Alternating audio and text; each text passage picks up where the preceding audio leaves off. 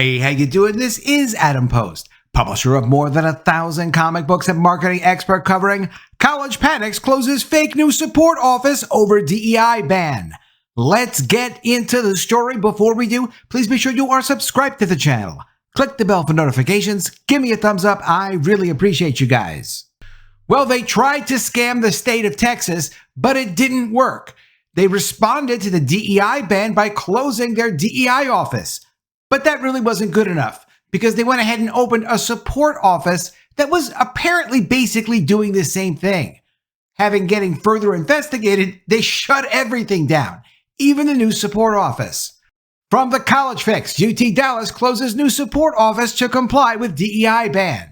Established one day after closing their DEI office, the university now says the new office wasn't just rebranding.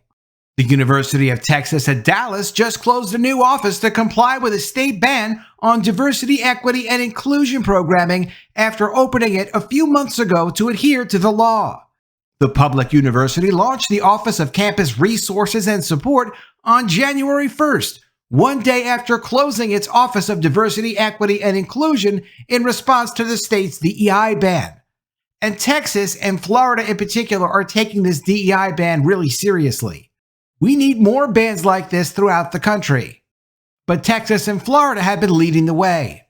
At the time, UT Dallas said the new office was created to comply with the law and was not just a rebrand, according to web archives. And we'll check into their rebranding and see what they tried to do and how they were trying to answer questions for students and for the media, but it's clear they were trying to kind of go along and try to avoid the law, but they really didn't get away with it. And eventually, if you don't comply with the law, you get in trouble, particularly in the state of Texas or in the state of Florida. It could affect the people doing this personally, and at the very least, affect the college for financing through the state. And that includes state funds, federal funds. They really can't mess around with this. And that was the whole idea of not making it some memo or executive order or something like that, making it actual state law. Now their new support office is gone too. It closed on April 30th as a result of continued efforts to comply with Senate Bill 17, according to University President Richard Benson, in a statement he shared with the College Fix.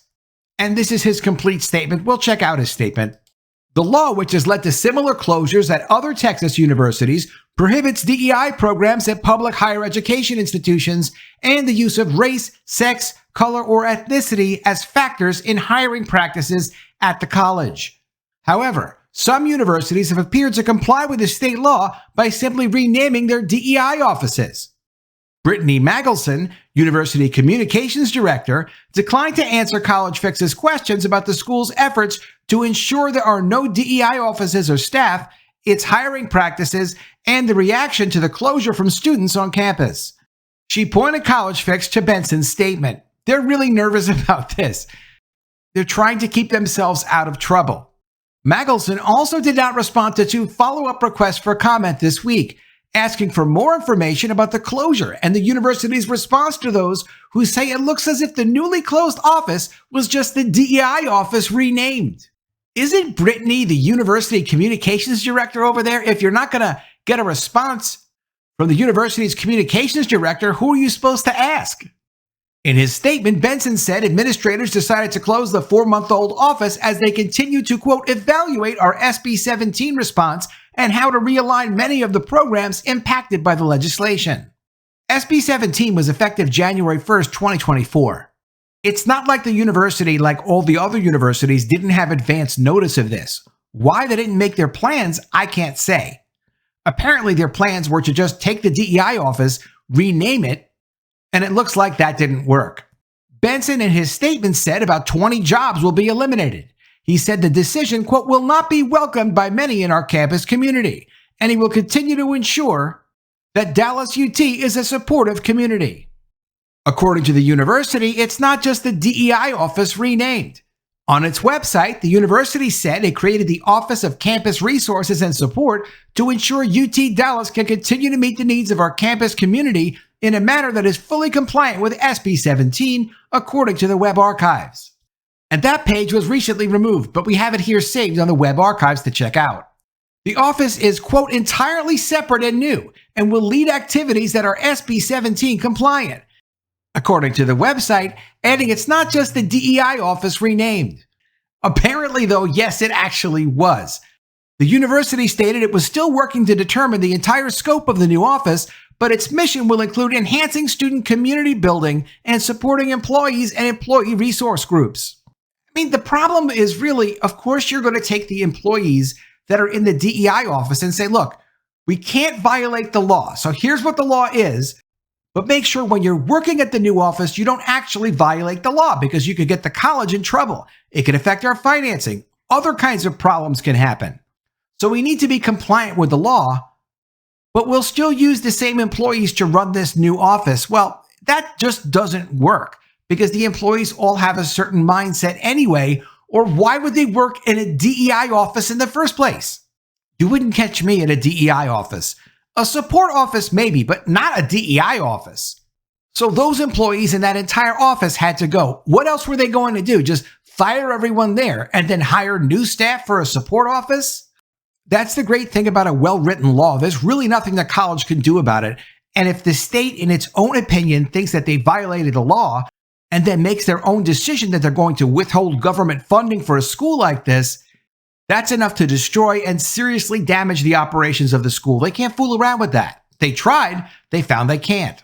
One of the office's projects was to help facilitate opportunities to foster a welcoming university climate through professional development, employee engagement, and student and employee success initiatives, according to Web Archives.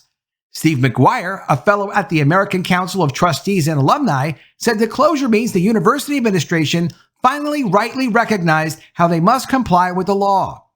Quote, the Texas law does not simply call for a superficial reshuffling of offices and employees, but a real commitment to ending programs that discriminate or give preferential treatment on the basis of identity characteristics, as he told The Fix in an email. He pointed to the College Fix to a series of statements Benson made last year about the DEI ban. Along with promising that no one would lose their job, Benson told the Dallas Morning News at that time, quote, we're going to continue doing those things, and so it'll go under a different name, but I think anyone wouldn't have a problem with the actual actions of what we do. However, DEI offices can't claim the privilege of academic freedom. McGuire also outlined a series of problems with university DEI programs. He said DEI offices are not classrooms. They are administrative offices that cannot claim the privilege of academic freedom. Academic freedom, of course, is the concept where if a teacher wants to teach a certain item, a certain concept, or wants to teach a certain way, academic freedom within their free speech rights would give them the opportunity to teach really the way they want to teach within the limits and the constraints of the law. However, even laws that limit teaching can get tied up in the courts, with courts overruling policies of law that limit things like critical race theory and things like that.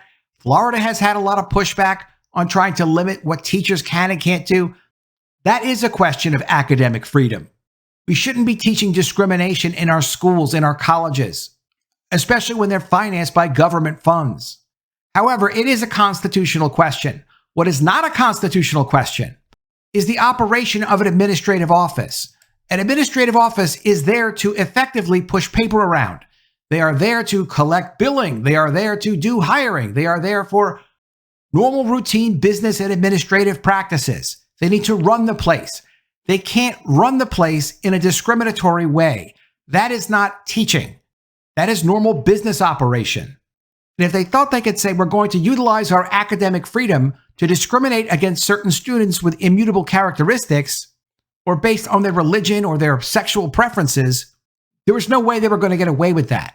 Steve McGuire, whose organization promotes academic freedom, said DEI offices often violate these principles by advancing viewpoint discrimination with institutional support and sponsoring trainings and programs that expect participants to accept that individuals are inherently oppressed or oppressors based on their group membership.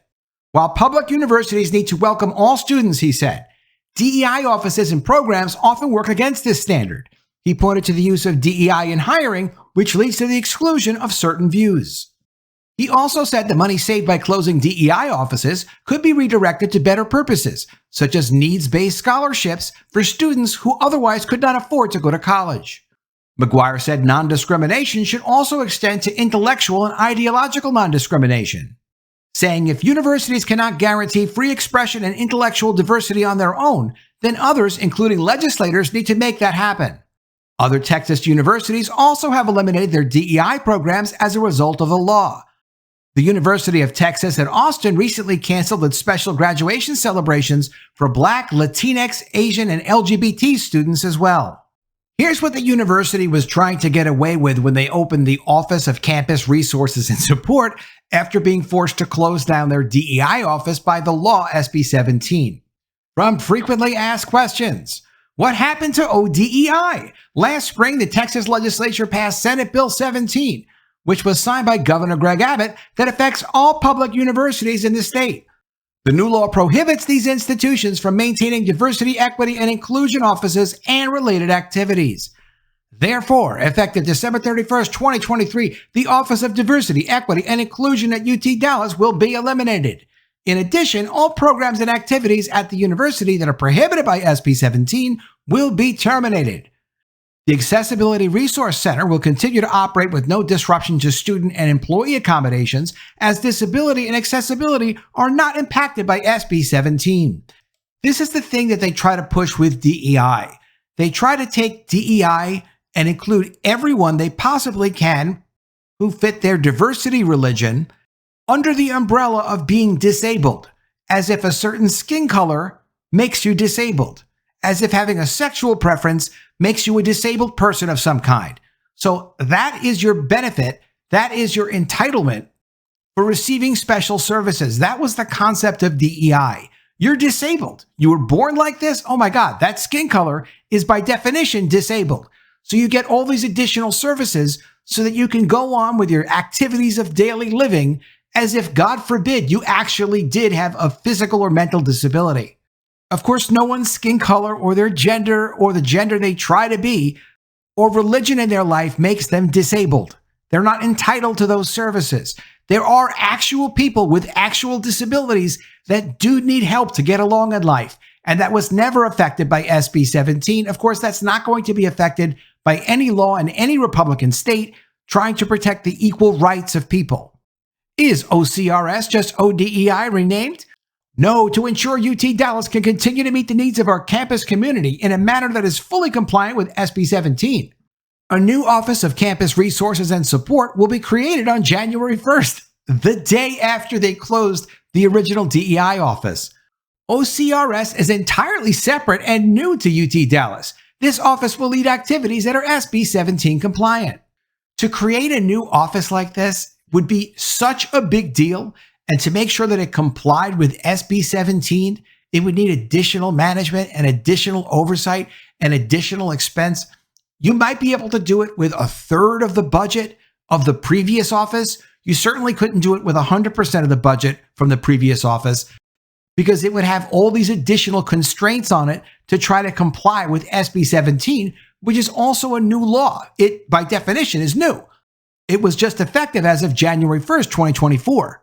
So some issues in programs wouldn't even have been fully contemplated yet. You'd need an incredibly strong, competent management and well-trained staff from a clearly defined program with an open line to the state to make sure they were being compliant to have any of this be effective. Meaning, although I don't personally know any of them, that the DEI staff of wackos and nut jobs were not going to be able to automatically be compliant with SB 17 just because they changed the name of the office and they said, hey, try to be careful over there, don't get us in trouble. So what did OCRS actually do? As a new entity, the entire scope of OCRS is still being determined. However, its mission will include enhancing student community building and supporting employees and employee resource groups. We will provide additional details as they become available. So they didn't know what they were going to do. And usually employee resource groups are groups that fit in with affinity groups, which are women only, Native American only, Black only, transgender only. The idea is to create a like group of people, and many employers sponsor employee resource groups. How they could possibly support those special groups and not other groups, or not provide services to people who aren't in those groups, and keep everything compliant with the new law, I have no idea how they would do that, and apparently they don't either. And here's the president's full letter explaining the closure of this fake news support office that really was probably just a DEI office. Dear faculty, staff, and students, last year we made several organizational changes to comply with Texas Senate Bill 17.